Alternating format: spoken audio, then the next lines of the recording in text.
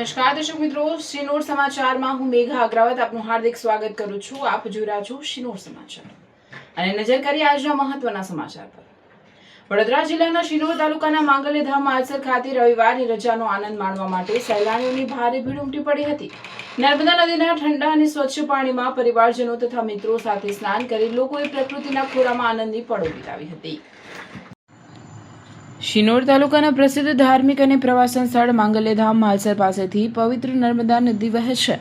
નદી કિનારે આવેલું આ સ્મરણીય સ્થળ કુદરતી સૌંદર્ય અને શાંત વાતાવરણ માટે જાણીતું છે। અહીં નદીનો કિનારો પ્રમાણમાં સુરક્ષિત હોવાથી નહાવા માટે સહેલાણીઓની પ્રથમ પસંદગી બન્યો છે।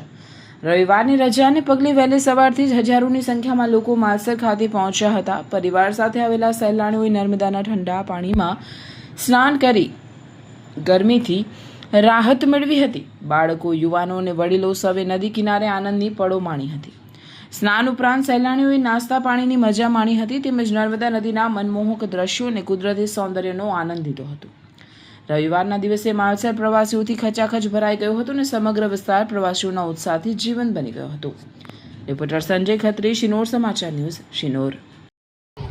મારું નામ દીનાબેન છે। અમે બાજવાથી આવ્યા છે। ગયા વીકમાં પણ આવ્યા હતા, આજે ફરી આવ્યા છે અને અહીંયા બધાને સગવડ સારું છે। આવતા વર્ષ પણ આવો મને સારું સગવડ મળે અને અહીંયા બધી સાફ સફાઈ બધું છે એ સારું હોય, ડસ્ટબિન વગેરે મૂકે। ગ્રામ પંચાયતમાં પણ વિનંતી છે કે અહીંયા આગળ ડસ્ટબિન વગેરે મૂકે, બધી સુવિધા સારી રાખે।